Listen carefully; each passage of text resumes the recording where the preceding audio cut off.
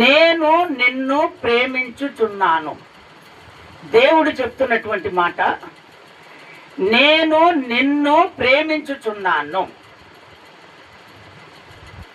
కొంతమంది ఏమనుకుంటారంటే, దేవుడు నన్ను ప్రేమించట్లేదేమో, నాకు అందుకనే ఈ పరిస్థితి ఉందని కొంతమంది ఆలోచన చేస్తారు. దేవుని బిడ్డలారా, దేవుడు చెప్తున్నటువంటి మాట, నేను నిన్ను ప్రేమించుచున్నాను.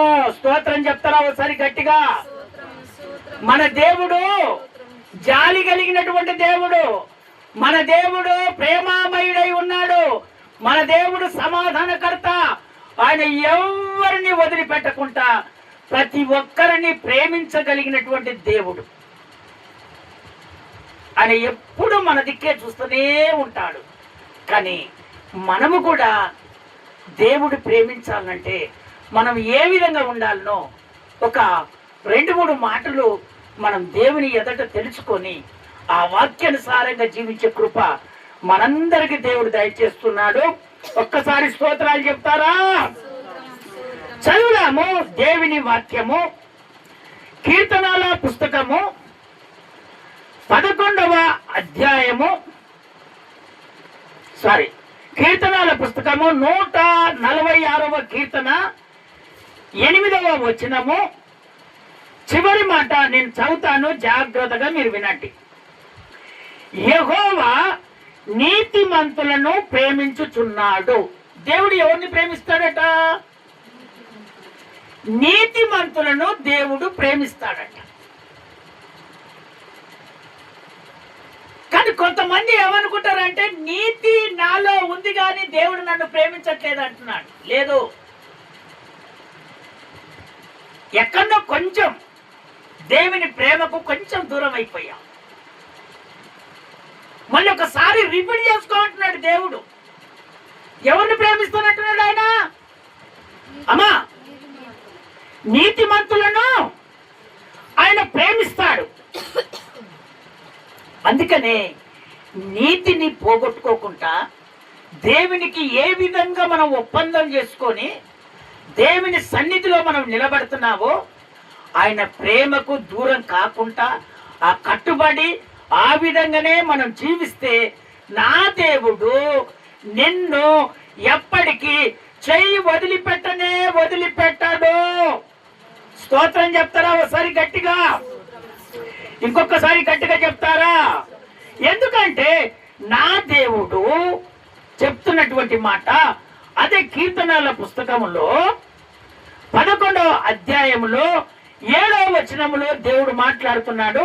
ఒక్కసారి చదువుతారా? చదవగలిగిన వారు, లేకపోతే నేనే చదువుతాను. 11వ అధ్యాయము కీర్తనల పుస్తకము 11వ అధ్యాయములో 7వ వచనములో దేవుడు మాట్లాడుతున్నాడు. ఏమని మాట్లాడుతున్నాడు అంటే, యెహోవా నీతిమంతుడు, ఆయన నీతిని ప్రేమించువాడు. దేవుడు ఏం ప్రేమిస్తాడట? దేవుడు నీతిమంతుడు గనక నా దేవుడు నీతినే ప్రేమిస్తాడు. ఎందుకో తెలుసా? ఈ భూమి మీదకి వచ్చిన దేవుడు నాలో పాపం ఉన్నదని ఎవరైనా నిరూపించగలరా అని సవాలిచ్చినటువంటి వాళ్ళు ఎవరైనా ఉన్నారంటే ఆయనే నా ప్రభువైన యేసు. ఆయనను అంగీకరించి బ్రతుకుతున్నటువంటి దేవుని బిడ్డలారా, మీరు నీతిమంతులుగా ఉండాలని నా దేవుడు కోరుకుంటున్నాడు. నీతిని పోగొట్టుకోకూడదు, నీతిమంతులుగా నువ్వు జీవించాలి. ఎప్పుడైతే నీతిమంతులుగా నువ్వు జీవిస్తావో నా దేవుడు ఖచ్చితంగా నిన్ను ప్రేమించి, నిన్ను స్థిరపరిచి, నిన్ను ఆశీర్వదించి అంచెలంచెలుగా నా దేవుడు ఎదిగిస్తాడు. ఆయన అంతే. కానీ నీతిని పోగొట్టుకోకుండా నీతిమంతులుగా మనం ఉంటే నా దేవుడు ఖచ్చితంగా నిన్ను, నీ కుటుంబాన్ని దేవుడు ఖచ్చితంగా దీవిస్తాడు, ఆశీర్వదిస్తాడు. ఆ నీతిని పోగొట్టుకోకుండా మనం ఉండాలని నా దేవుడు కోరుకుంటున్నాడు. స్తోత్రం చెప్తారా ఒకసారి గట్టిగా? ఇంకొకసారి గట్టిగా చెప్తారా? అందుకనే నీతిని మనము ఎప్పుడూ పోగొట్టుకోకూడదు. చూడు, భక్తుని నీతిమంతునిగా దేవుడు తీర్చుకున్నాడు. ఒక భక్తుని నీతిమంతునిగా తీర్చుకున్నాడు. ఆది కాండంలోనికి వస్తే, ఆది కాండంలో 18వ అధ్యాయంలో దేవుడు మాట్లాడుతున్నటువంటి మాట. 18వ అధ్యాయము 25వ వచనంలో దేవుడు చెప్తున్నటువంటి మాట చక్కగా విందాము. మీరు వినండి, నేను చదువుతాను. ఆ చొప్పున చేసే దుష్టులతో కూడా నీతిమంతులను చంపుట నీకు దూరమవును గాక. నీతిమంతుని దుష్టునితో సమానముగా ఎంచుట నీకు దూరమవును గాక. సర్వలోకమునకు తీర్పు తీర్చువాడవు, న్యాయము చేయువాడా అని చెప్పినప్పుడు యెహోవా సొదొమ పట్టణములో 50 మంది నీతిమంతులు నాకు కనబడిన ఎడల వారిని బట్టి ఆ స్థలమంతను కాయుదున నిన్ను. అక్కడ చెప్తున్నటువంటి మాట. స్తోత్రం చెప్తారా ఒకసారి గట్టిగా? దేవునికి ఒక ప్రాంతాన్ని నాశనం చెయ్యాలని ఆశపడుతున్నాడు దేవుడు. బాగా జాగ్రత్తగా వినండి. ఎందుకు? ప్రేమ కలిగిన దేవుడు, ప్రేమించే దేవుడు. వాళ్ళు ప్రేమించారు, దేవుడు ప్రేమించాడు. వాళ్ళను చెయ్యి వదిలిపెట్టినటువంటి దేవుడు ఆ ప్రాంతాన్నే నాశనం చేస్తానంటున్నాడు దేవుడు. ఎందుకు ప్రభు నాశనం చేస్తున్నాడు? ఎంత బాధ కలిగితే దేవుడు నాశనం చేస్తున్నాడు? అక్కడ అడుగుతున్నాడు, అయ్యా నేను నీతిమంతుడను. స్తోత్రం చెప్తారా ఒకసారి గట్టిగా? ఇంకొకసారి గట్టిగా చెప్తారా? నేను నీతిమంతుడనయ్యా. కానీ ఒకవేళ ఆ ప్రాంతములో 45 మంది నీతిమంతులుగా ఉంటే, ఒకవేళ దాన్ని నాశనం చేయకుండా ఉంటావా దేవా అని అడుగుతున్నాడు భక్తుడు. దేవుడు ఏం చెప్తున్నాడంటే, ఒకవేళ అక్కడ 50 మంది ఉన్నా కూడా నేను నాశనం చెయ్యను అంటున్నాడు. ఆ కిందికి వచ్చేస్తే మళ్ళా, అయ్యా అక్కడ 45 మంది ఉన్నా నాశనం చేయకుండా ఉంటావా అనంటే, దేవుడు అంటున్నాడు ఒకవేళ అక్కడ 40 మంది ఉన్నా కూడా నేను నాశనం చేయను అంటున్నాడు. అయ్యా నేను తెగించి మళ్ళీ అడుగుతున్నానయ్యా, ఒకవేళ 30 మంది ఉంటే నాశనం చేయకుండా ఉంచుతావా అయ్యా అంటే, నేను 30 మంది ఉన్నా నాశనం చేయకుండా ఉంటా. ఒకవేళ 20 మంది ఉన్నా నాశనం చేయకుండా ఉంటావా అంటే, 20 మంది ఉన్నా నేను నాశనం చేయకుండా. ఒకవేళ 10 మంది ఉన్నా నువ్వు నాశనం చేయకుండా ఉంటావా అంటే, నేను నాశనం చేయకుండా ఉంటాను అంటున్నాడు. చూడు, దేవుడు అక్కడ చెప్తున్నట్టు ఒక 10 మంది అయినా కూడా ఆయన నీతిమంతులుగా ఉండట్లేదట. ఆ ప్రాంతాన్ని అంతా చూసుకుంటే, ఆ నాశనం చేస్తానని ఆ ప్రాంతాన్ని చూసుకుంటే, అక్కడ ఒక 10 మంది అయినా కూడా నీతిమంతులు అవపడట్లేదంట దేవునికి. అందుకనే ఆయన నాశనం చేయడానికి వచ్చేసాడు. నేను ప్రేమతో చేసుకున్నానే, ఏది కావాలంటే ప్రేమతో నన్ను అడిగితే ప్రేమతో నేను ఇస్తున్నానే. అనారోగ్యం బాగలేదంటే విడుదల చేస్తున్నానే. ఆశీర్వాదం కావాలంటే ఆశీర్వాదం, పనులు లేకపోతే పనులు కల్పిస్తున్నానే, శక్తి లేకపోతే శక్తి ఇస్తున్నాడే, కుటుంబంలో సమస్యలు ఉంటే సమస్యలు తీస్తున్నాడే. ఇంత ప్రేమగా అన్నిటికని చేస్తున్నాను. కానీ నా ప్రేమకు దూరం అయిపోయారు. నీతి కలిగిన వాళ్ళంతా నీతిని వదిలివేసి వీళ్ళంతా ఎక్కడా పడ్డారంటే పాపంలో పడిపోయారు. స్తోత్రం చెప్తారా ఒకసారి గట్టిగా? ఇంకొకసారి గట్టిగా చెప్తారా? అందుకనే దేవుని బిడ్డలారా, మీరు దేవుని సన్నిధికి వచ్చేటప్పుడు ఒకటే, అయ్యా ప్రతి ఆదివారము నిన్ను వదిలిపెట్టను ప్రభా, నీ సన్నిధిలో నేను గడుపుతానని నీతి మంతునిగా నువ్వు తీర్మానం చేసుకొని అదే ప్రకారంగా నువ్వు జీవిస్తే నిన్ను, నీ కుటుంబాన్ని దేవుడు ఆశీర్వదిస్తాడు. నీ కుటుంబంలో ఏ అనారోగ్యం రాకుండా నా దేవుడు కాపాడి, ఒకవేళ అనారోగ్యం ఉంటే ఆయన విడిపించడానికి శక్తిమంతుడు. ఎందుకంటే ఒక నిబంధనను చేసుకోవాలి. ఏమని? అయ్యా, నేను ప్రతి ఆదివారము నేను తొగిలిపోకుండా మొదట ఏ విధంగా ఉన్నాను ఇప్పుడు కూడా అదే మాదిరిగా నేను జీవిస్తానని. ఒకవేళ నా నీతి తప్పిపోయిందమ్మా అయ్యా, ఇక నుంచి నేను నీతిలోనే బ్రతుకుతానయ్యా, నా ప్రేమకు నువ్వు దూరం కాకయ్యని నువ్వు కన్నీరు కార్చి వాక్యం వింటున్నటువంటి దేవుని బిడ్డ, ఆ వాక్యాన్ని తన హృదయంలో స్థిరపరచుకుంటే నా దేవుడు నువ్వు ఏ ఏ సమస్య చేత ఆయన సన్నిధికి వచ్చావో ఆ సమస్యను నా ప్రభు తీర్చును గాక. స్తోత్రం చెప్తారా ఒకసారి గట్టిగా? అక్కడ ప్రార్థన చేస్తున్నటువంటి ఆ వ్యక్తి ఎవరో తెలుసా? అబ్రహాం. అక్కడ సొదొమ గొమొర్రా అనే పట్టణంలో తన తమ్ముడు ఉన్నాడు. అక్కడ ఆ తమ్ముడిని కొరానికి ఆయన ఇక్కడ ప్రార్థన చేస్తున్నాడు. అయ్యా, ఒకవేళ 45 మంది ఉన్నా, ఒకవేళ 40 మంది ఉన్నా, ఒకవేళ 20 మంది ఉన్నా, ఒకవేళ 10 మంది ఉన్నా, ఒకవేళ అయ్యా అని కన్నీరు కార్చి ప్రార్థన చేస్తుంటే ఆ ప్రార్థన దేవుడు అంగీకరించి తమ్ముడు నీతిమంతుడిగా ఆ సొదొమ గొమొర్రా పట్టణంలో ఉంటే ఈ ప్రార్థనను బట్టి ఆ తమ్ముడిని ఆ పట్టణానికి వెళ్ళి విడిపించి ఆ సొదొమ గొమొర్రా పట్టణం అంతా దేవుడు నాశనం చేశాడు. స్తోత్రం చెప్తారా ఒకసారి గట్టిగా? ఇంకొకసారి గట్టిగా చెప్తారా? అందుకనే దేవుని బిడ్డలారా, ఒక్కసారి నువ్వు గ్రహించుకునేది ఏంటంటే దేవునికి నేను ఏ విధంగా ఉన్నాను అనేది రావాలి నీ దగ్గరికి. మనుషులు పై రూపాలు, మనుషుల మాటలు ఎప్పుడు నమ్మకూడదు.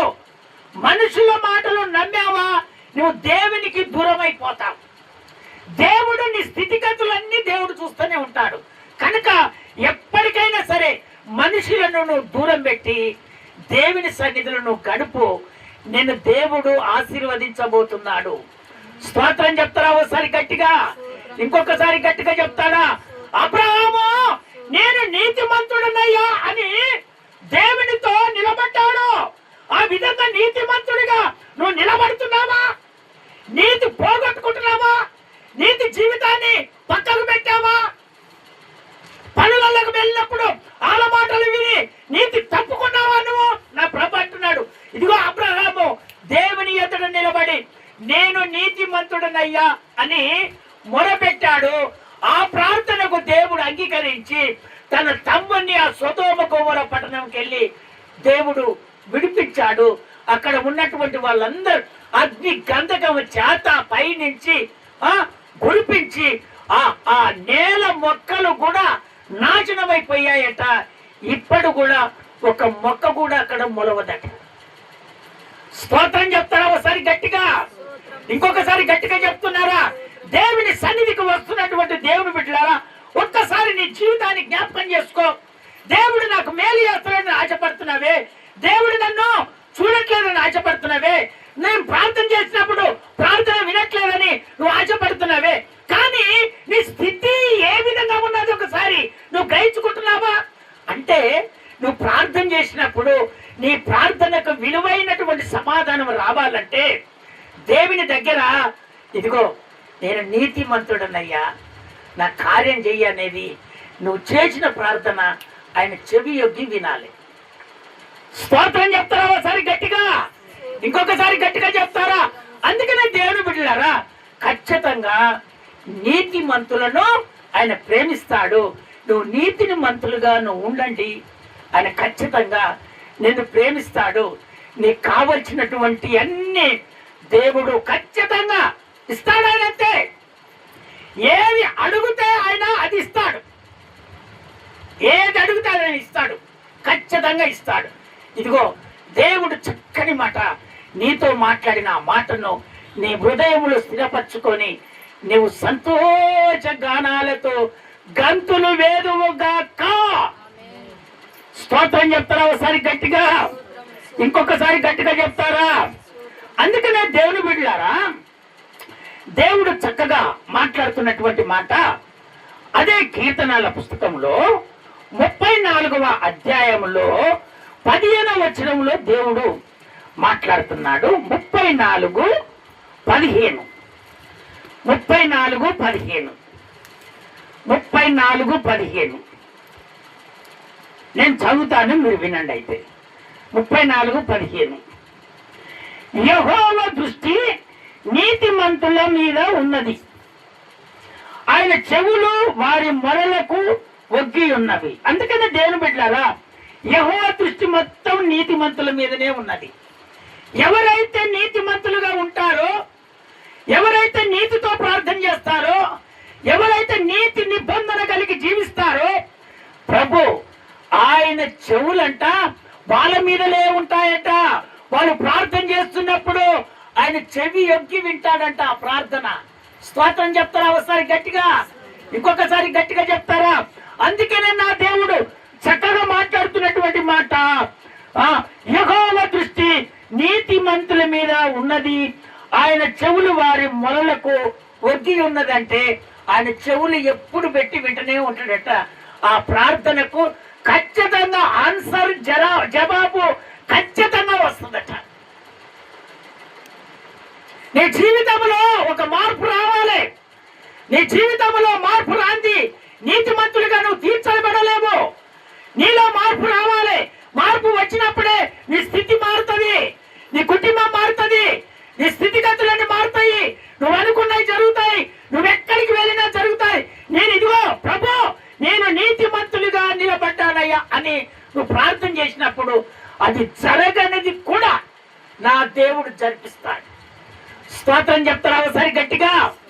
ఇంకొకసారి గట్టిగా చెప్తారా?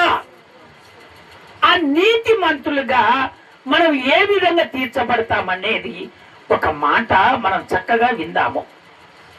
ఆ నీతిమంతులుగా మనం తీర్చబడాలంటే అబ్రాహాము మాదిరిగా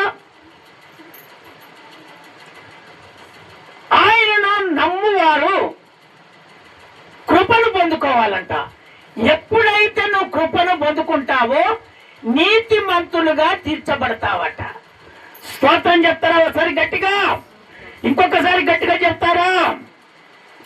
అందుకనే దేవుని బిడ్డలారా, నీతిమంతులుగా మనం తీర్చబడాలంటే ఆయన కృపను మనము పొందుకోవాలి.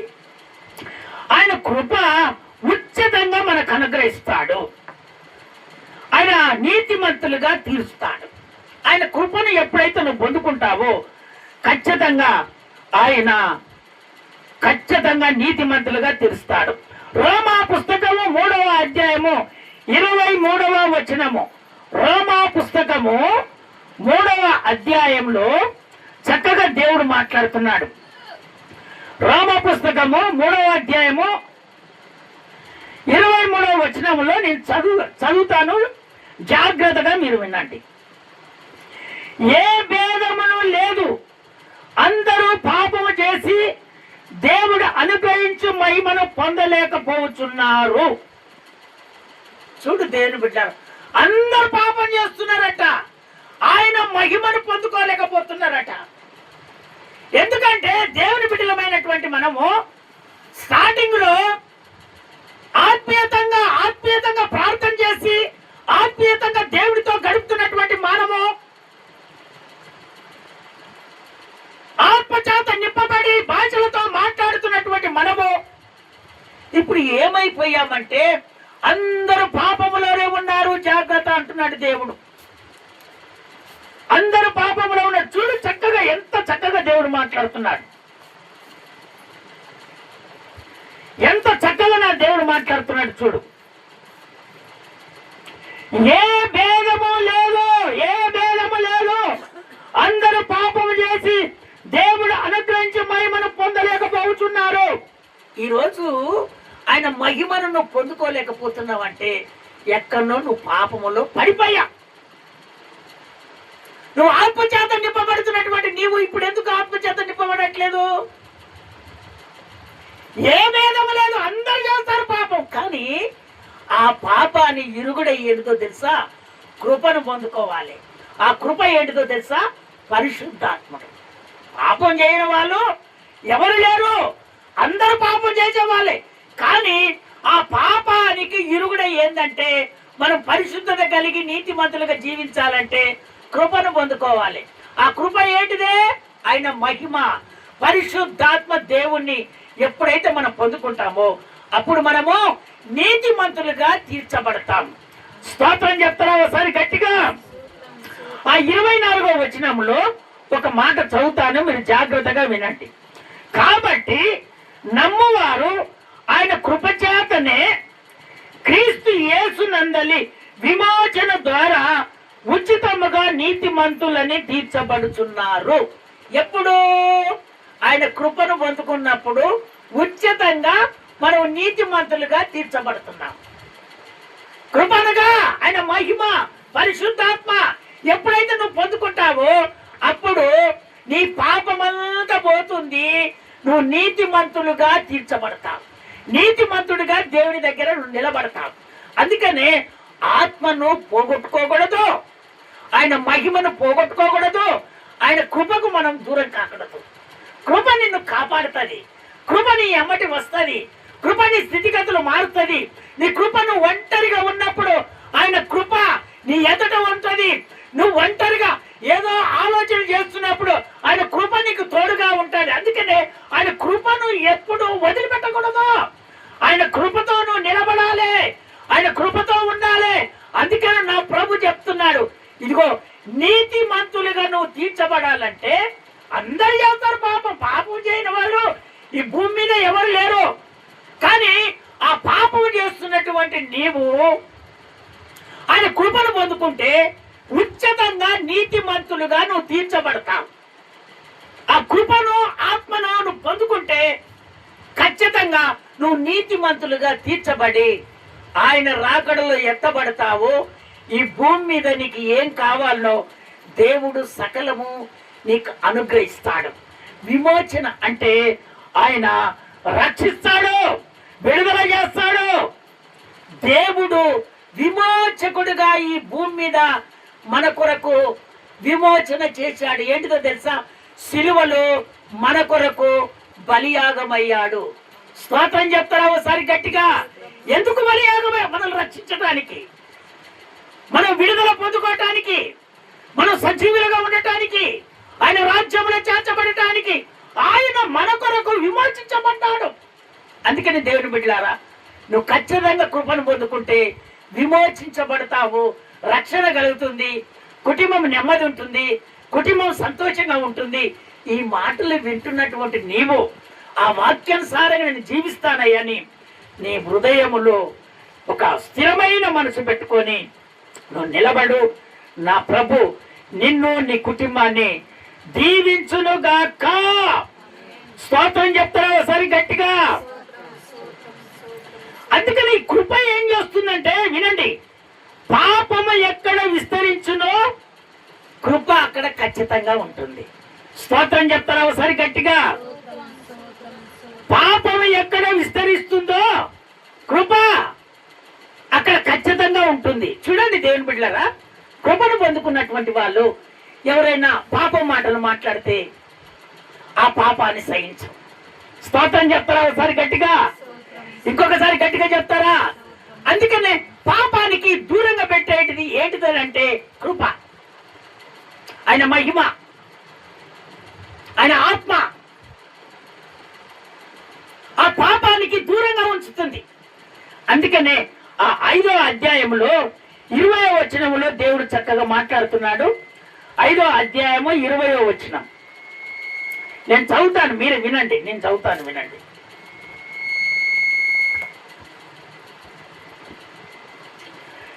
మరియు అపరాధము విస్తరించినట్లు ధర్మశాస్త్రము ప్రవేశించను, అయినను పాపము మరణము ఆధారం చేసుకొని ఎలాగ ఏలునో అలాగే నిత్య జీవము కలుగుటకై నీతి ద్వారా కృపను మన ప్రభు అయిన యేసుక్రీస్తు మూలముగా ఏలు నిమిత్తము పాపము ఎక్కడ విస్తరించునో అక్కడ కృప అపరిమితముగా విస్తరించును.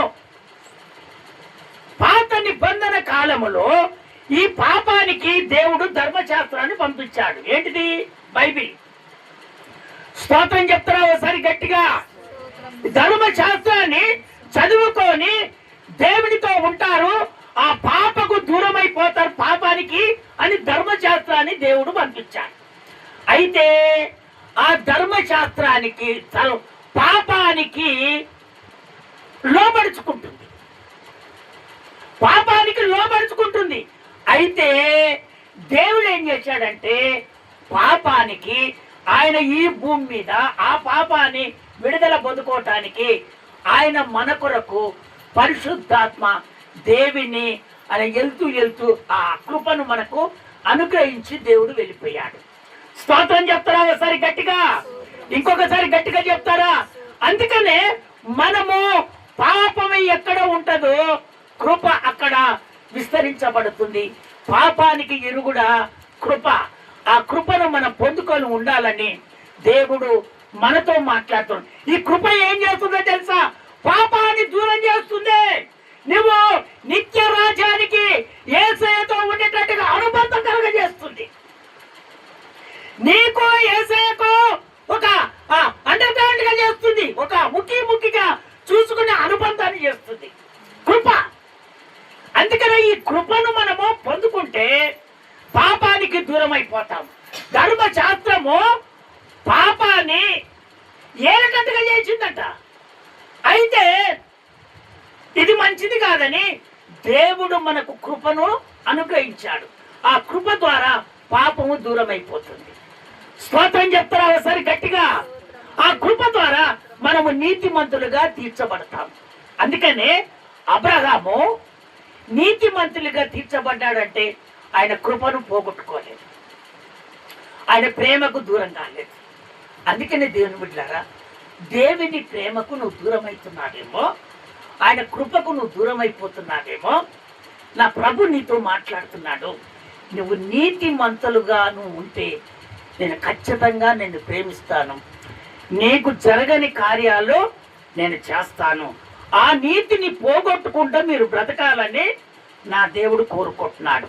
అందుకని దేవుని బిడ్డలారా, మనుషుల మాటలు కాదు, మనం బ్రతికి ఉంటే ఏదైనా సాధించగలమో. స్తోత్రం చెప్తారా గట్టిగా? బ్రతికుంటే ఏదైనా సాధించగలుగుతాం. దేవుని బిడ్డలారా, దేవిని అంగీకరించి బ్రతుకుతున్నటువంటి నీవు ఒకవేళ అన్యజనులు ఆశీర్వదించబడుతున్నారని నువ్వు బాధపడుతున్నావేమో, కానీ నీతిని వదిలిపెట్టకుండా ఆ నీతితో ఉండు. నా దేవుడు నీకు ఏం లేకున్నా కూడా నిన్ను చూసి ఆ ఆశీర్వాదాన్ని ఇచ్చాడంటే దేవుడు, ఇక ఆశీర్వాదము తరిగిపోదు. ఇక ఆశీర్వాదం వెంబటి ఆశీర్వాదం వస్తూనే ఉంటుంది. అందుకనే దేవుని బిడ్డలారా, నీతిని మనం పోగొట్టుకోకూడదు. నీతిమంతులుగా మనం ఉండాలంటే మనం కృపను పొందుకోవాలి. ఆ నీతి ఉంటేనే యేసయ్య మనలను ప్రేమిస్తాడు. అందుకని దేవుని బిడ్డలారా, ప్రతి ఆదివారము నువ్వు దేవుని సన్నిధిలో గడుపు. 6 రోజులు పనిచేయి, 7వ రోజు విశ్రాంతి. ఆ విశ్రాంతిలో ఆయన కృప కొరకు కనిపెట్టు. ఆయన నీతిని ఎక్కడెక్కడ తప్పిపోయాము, అయ్యా నా నీతిని జ్ఞాపకం చేస్తున్నానంటే ప్రేమ కలిగిన యేసయ్య నిన్ను నీ కుటుంబాన్ని ఖచ్చితంగా జీవిస్తాడు. దేవుని మాటలు వింటున్నటువంటి దేవుని బిడ్డలారా, మీరు తన హృదయములో దేవుని వాక్యాన్ని ఎప్పుడైతే స్థిరపరచుకున్నారో నా ప్రభు అంటున్నాడు, మీ కుటుంబాలలో ఏది జరగలదో నా ప్రభు ఇదిగో జరిపిస్తున్నాడు. స్తోత్రం చెప్తారా ఒకసారి గట్టిగా? ఇంకొకసారి గట్టిగా చెప్తారా? దేవుడు ఈ మాటలు దీవించునుగాక. అందరము నిలుమక్కల మీద ఉండి ఒక తీర్మానంలోనికి వచ్చేద్దాం. అందరము నిలుమక్కల మీదకి వచ్చేద్దాం. అయ్యా, ఇన్ని రోజులు నువ్వు ప్రేమించట్లేదని మేము అనుకున్నామయ్యా. ఈరోజు నాతో మాట్లాడావు ప్రభువా. నేను నిన్ను ప్రేమించుచున్నాను, విడవక నీ ఎడల కృప చూపుతాను అన్నావు ప్రభా. యేసయ్యా